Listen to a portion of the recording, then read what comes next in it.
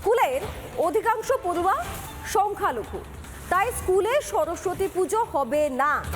একেবারে পুলিশ দিয়ে সরস্বতী প্রতিমাকে স্কুলের বাইরে বের করে দেওয়া হলো ঘেঁটি ধরে। শেষ পর্যন্ত রাস্তাতেই সরস্বতী প্রতিমা রেখে পুজো হলো। এই ঘটনা বারাসাতের দত্তপুকুরে। তবে এই একটা জায়গায় নয়, গোটা রাজ্যের বিভিন্ন জায়গায় আজকে এই ঘটনা ঘটেছে। তাহলে বাঙালির ঐতিহ্যের সরস্বতী পুজো কি এখন অতীত হতে চলেছে? সেই প্রশ্ন উঠে যাচ্ছে। মা সরস্বতী আজকে ফুটপাতে হিন্দুরা মাইনরিটি বলে এখানে সরস্বতী পুজো হবে না, করতে দেওয়া হলো না। এই ঠাকুর এখন স্কুল থেকে বের করে নিয়ে আমরা যাচ্ছি রাস্তায় ফুটপাতে পুজো করবো। বাংলাদেশ না পাকিস্তান সেটাই শুনলেন, বসন্ত পঞ্চমীতে স্কুলে বাগদেবীর আরাধনা করা যাবে না, কারণ স্কুলের অধিকাংশ ছাত্র নাকি সংখ্যালঘু সম্প্রদায়ের। শেষমেশ স্কুলের কাছে রাস্তাতেই হলো সরস্বতী পুজো, স্থানীয় কয়েকজন বিজেপি নেতার উদ্যোগে। যেখানকার হিন্দু ছাত্র প্রচুর পড়ে, তারা সরস্বতী পুজোটা হিন্দু ছাত্রদের কাছে আবেগের বিষয়, সনাতনীদের কাছে আবেগের বিষয়, স্কুলে তারা অঞ্জলি দিতে চায়। কিন্তু স্কুল কর্তৃপক্ষ সেদিনকে পুলিশ ডাকে, জেআরডিএফ ডাকে, ডেকে আমাদের কথায় রাজি হয়নি।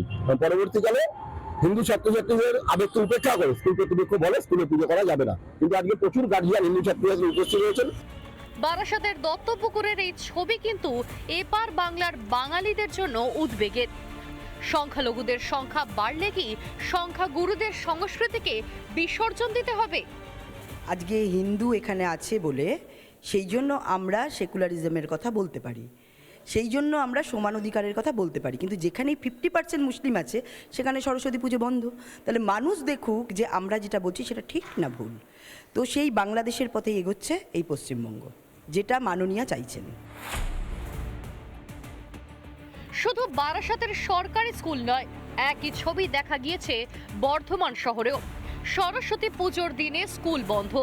শেষমেশ অভিভাবকদের উদ্যোগে স্কুলের সামনেই পুজোর আয়োজন।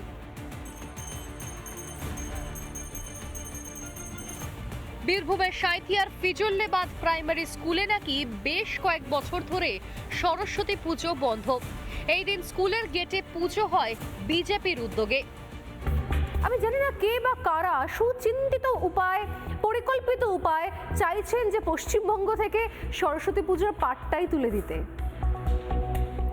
যদি সত্যি এরকম হয় না, আজ থেকে বেশ কয়েক বছর বাদে তখন পরবর্তী জেনারেশন, পরবর্তী প্রজন্মকে এই এখন যেরকম নেতাজির এআই ফুটেজ ভাইরাল হয়েছে, এআই ভিডিও ভাইরাল হয়েছে, এআই ছবি, ঠিক সেরকম এআই ছবি দিয়ে চেনাতে হবে, বাবা এই দেখো সরস্বতী ঠাকুর, আমরা একসময় পুজো করতাম।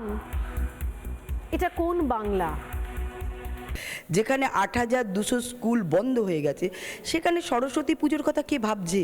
স্কুলগুলো বন্ধ, স্বভাবতই শিক্ষা থেকে ছাত্ররা, পড়ুয়ারা দূরে, এবং সেখানে এই বিদ্যার দেবীর যে আরাধনা, সেই শিক্ষাটুকু বা সেই চিন্তাটুকু তাদের মনের মধ্যে বা মননে হয়তো সেইভাবে প্রথিত হতে পারেনি। সেই জন্যই আমরা দেখতে পাচ্ছি স্কুলে স্কুলে যেভাবে আগে হতো এখন সেই সরস্বতী পূজা প্রায় বন্ধের দিকে। বাংলা ও বাঙালিয়ানা নিয়ে রাজনীতি করে তৃণমূল, বাংলার সংস্কৃতিকে অস্ত্র করে ময়দানে নামেন মমতা। তার জমানাতেই বারবার ব্রাত্য বাঙালির ঐতিহ্য। বারবার বিভিন্ন স্কুলে সরস্বতী পুজোয় বিপত্তি, প্রতি বছরের চেনা ছবি। এ কোন বাংলা তৈরি করলেন মাননীয়া? রিপাবলিক বাংলা। নানা ধরনের কন্টেন্ট দেখার জন্য লাইক করুন, শেয়ার করুন আমাদের ফেসবুক পেজ, সাবস্ক্রাইব করুন আমাদের ইউটিউব চ্যানেল। পাশাপাশি অন্যান্য ব্রেকিং নিউজের জন্য অবশ্যই চোখ রাখুন রিপাবলিক বাংলায়।